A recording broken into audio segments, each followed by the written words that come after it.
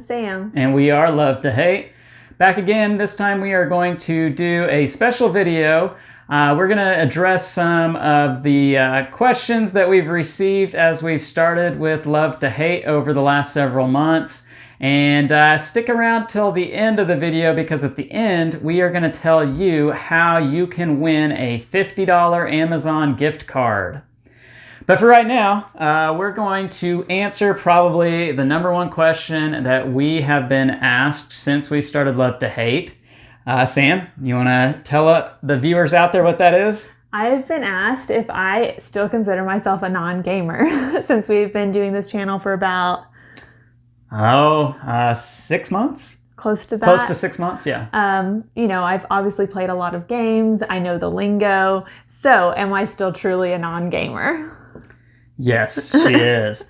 Do you want to tell them why? I do still consider myself a non-gamer because honestly, I would still rather not play board games. And I think that right there, board games take a lot of time, you know, and if it's really fun and really exciting, then sure, you're willing to give that time away. But we have 4 kids. I'm not always willing to give that time away. So Lance has to work very hard at trying to find games that I will sit down and enjoy. And at the end of the day, I also really don't enjoy learning new games. I would rather play the same 5 games over and over and over again, which would make Lance's head explode. I don't like learning new games. I don't like learning rules. I almost always lose on the first time we play. It's not always true. I feel like I always lose the first time. I don't like that feeling of inadequacy that comes with learning a new game, especially when it just doesn't come naturally to me.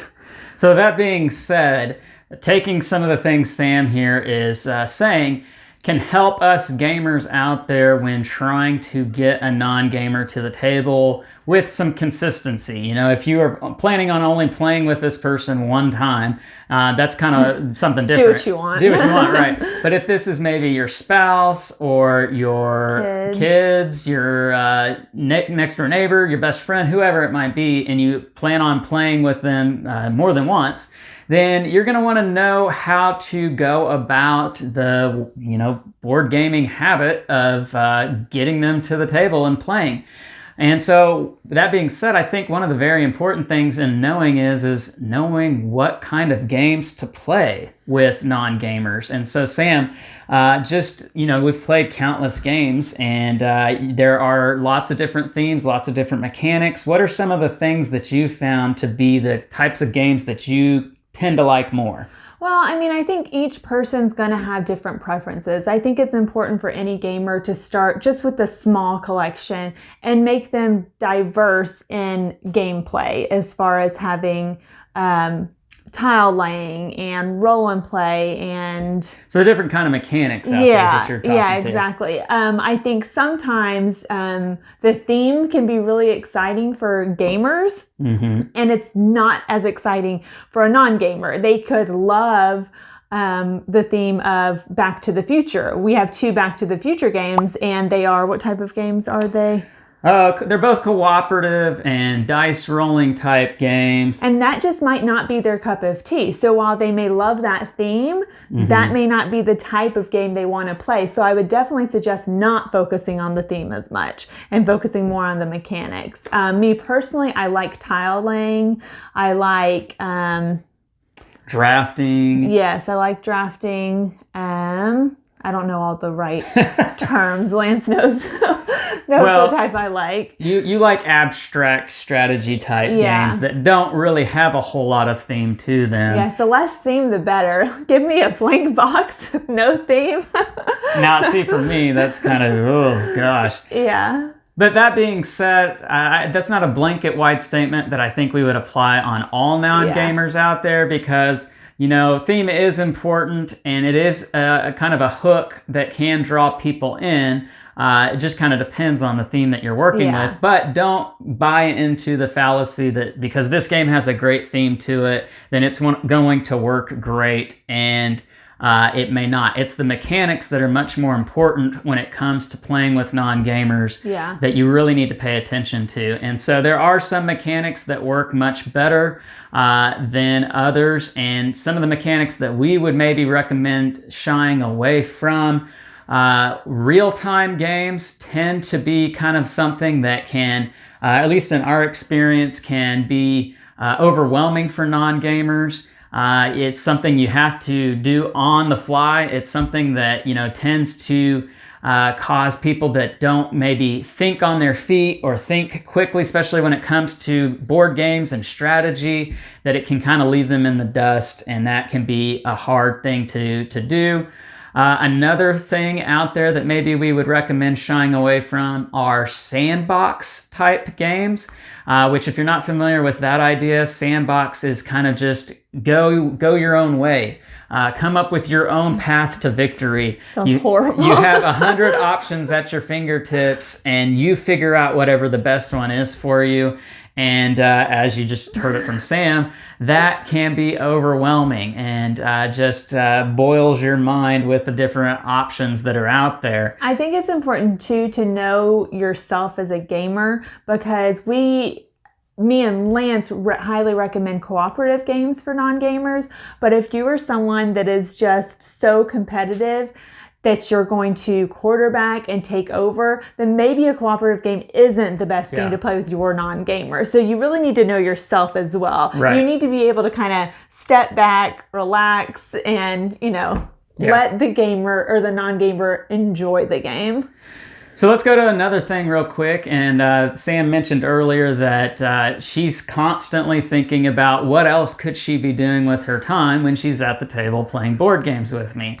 And so with that in mind, we do recommend playing games that are relatively quick and short and easy to explain. And easy to explain, because the explanation is at a time in the experience of board gaming. And there's been many a time where Lance has told me this game is 30 minutes. But by the time he explains to me how to play the game, we're past an hour. And I'm like, this does not take 30 minutes. So you can't always go with what it says on the box. Yes. You have to go into how long does it take to explain this and play it and set it up and tear it down as well.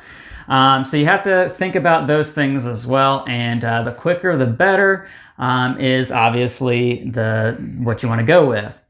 Another thing is the games that Sam tends to enjoy more are ones that you want to keep coming back to time and time again. And so, as you can see, I do have quite a few games in the collection here. And what we would actually recommend is to not do that, but recommend more so that you have a set collection, a small collection of games that you don't mind coming back to time and time and time again. One of the things, I think you said this earlier, that Sam does not like a lot about board gaming is having to learn new rules and learn how a game works. That can be kind of overwhelming for a lot of people out there. And if I had to guess, I would think that that's maybe the number one thing that causes non-gamers out there to not enjoy board gaming, is just having to learn a whole new way of trying to take actions and trying to get points and trying to do this and trying to do that. And it can be pretty frustrating for the gamers as well, because you're constantly having to stop, clarify, repeat the instructions. So the less rules there are, it's going to be better for both of you. Right. So we recommend maybe having about a collection of maybe 5 or 6 different games in which you as the gamer really enjoy playing this. You're not going to get tired or frustrated with it after 2 or 3 plays, but it's one that you feel like, yes, we can keep coming back to this time and time again. But it also needs to be something that your non-gamer friend out there is going to enjoy coming back to again and again. Something that they are going to be able to find is rewarding as they learn more about the game and get more into it. So it's got to have that nice hook that gets them in there at the beginning, but provides something for them time and time again as you play it. And we've played a lot of games in the last 6 months, and it's probably every 4th or 5th game that we find that gem that I do want to keep coming back to. I mean, the most recent ones that I've really enjoyed, Parks and Villagers, both of those I've wanted to play numerous times. So that it's exciting for us when we find those games, and we kind of put it to the side and keep it in the back of our minds that when we have other people over, when we're not filming new videos, those are the ones we're going to tend to go to, because both of us now know the rules instead of having to explain it to everybody and me. Yeah. So there you guys go. I hope that was helpful to you all in some fashion or form. Right now, though, the moment you might have been waiting for all this time, we're going to tell you how you can win a $50 Amazon gift card. We are very close to reaching 300 subscribers on YouTube, as well as 300 followers on Instagram. I handle our Instagram account, and we are closer on Instagram. Well, we're not going to pay too much mind to that. But we are going to give you guys a chance to win a $50 Amazon gift card in celebration for those huge milestones. And we thank you all out there for jumping on board with us and joining the journey. So, for your chance to win that $50 Amazon gift card, there is a link in the description of the video that will take you to a form to fill out. If you fill out that form, you're automatically entered into the contest. However, if you subscribe to us on YouTube, and there's a little checkbox in the form down below, you will get an additional entry into the contest. And if you follow us on Instagram, you'll get another entry into the contest. And if you join our Facebook group, Love to Hate, then you will have a third chance to win the Amazon gift card. All of those will be listed in the description box. Yes. So you can earn up to 3 different entries into the contest. Please make sure to check that out. We are going to leave this up for 1 month. And so 1 month from the day that this airs is how long you have to enter in the contest. And we will announce that on our Facebook page live. And that'll be where we air it first. And then we will share that video onto YouTube there afterwards. And so if you want to check that out live, you're going to have to make sure to join the Facebook group. All right, so I hope this was fun for you guys out there. Please consider entering the contest. I am Lance. I'm Sam. And we are Love to Hate. We'll catch you next time.